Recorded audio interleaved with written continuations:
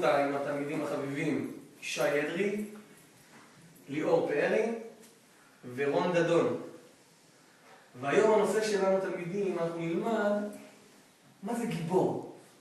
מה לדעתכם? מה זה גיבור? ישי, מה זה גיבור לדעתך? זה מישהו שיש לו הרבה שרירים. מישהו שיש לו הרבה שרירים הוא חושב שזה גיבור. מה אתה חושב ליאור? מי זה גיבור? מישהו שאמיץ. מישהו שאמיץ, שלא פוחד. מה אתה חושב? מישהו שלא פוחד וחזק.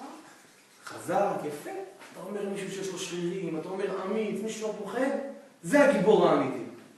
אבל בוא נגלה לכם סוד.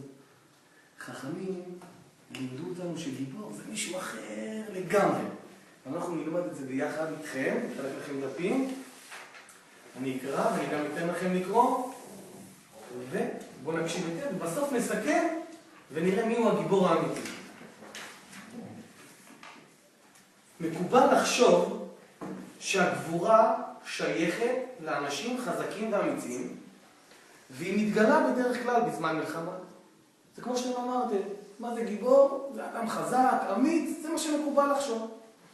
אבל תורת ישראל דורשת מאיתנו להתנהג בגבורה ובאומץ, לא רק בזמן מלחמה. חכמים הרחיבו את הגבורה לכל תחומי החיים. ובואו נראה מה זה סוג אחד של גיבור לפי החכמים. תקרא ישי, איזה הוא גיבור? איזה הוא גיבור? חכמינו השתמשו בכוח הרצון שנדרש כדי להיות גיבור, והרחיבו זאת לכל תחומי התנהגותנו. יפה.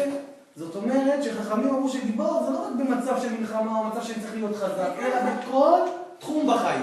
ובואו נראה, תמשיך לקרוא. מה אומר אתה? איזה הוא גיבור? הכובש את יצרו שנאמר, טוב ערך אפיים מגיבור, ומושל ברוחו מלוכד. יפה.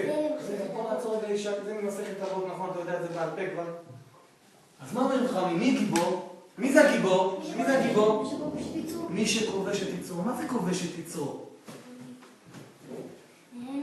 מישהו נגיד שמעליבים אותו, והוא לא מחר.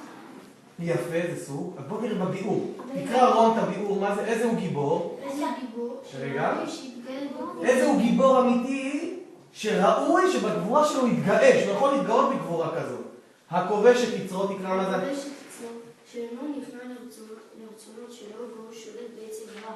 יפה מאוד. אז מה זה כובש את יצרו ישי? שאינו נכנע לרצונות שלו, הוא שולט בעצם רע. זאת אומרת, מי שמצליח להתגבר על היצר הרע, זאת אומרת, הוא מוביל אותו לעשות מעשים מסוימים, לא טובים, והוא מתגבר ולא עושה, זה הגיבור האמיתי.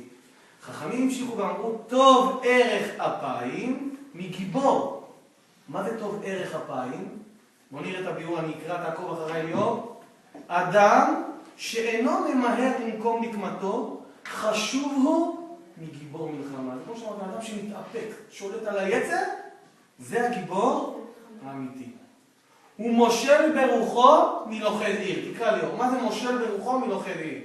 מי שיודע לעצור את כעסו, ערכו נדל יותר מגיבור הכובש עיר. יפה מאוד. זאת אומרת, אם אדם יבוא חזק, כמו שאמרתם בהתחלה, ויכול לכבוש עיר שלמה, או אדם שיש לו יצר הרע משתלט עליו ומתגבר עליו, מי יותר חזק? מי יותר גיבור? זה שכובש את יצרו. זה שכובש את יצרו. זה יותר קשה מלכבוש עיר שלמה. שמתם לב? זה יותר קשה להתגבר על היצר מאשר לכבוש עיר שלמה. נכון, אנחנו חושבים, זה גיבור, הוא כובש את כל העיר, נלחם, מנצח. לא, יותר קשה להילחם בפנים, ביצר הרע.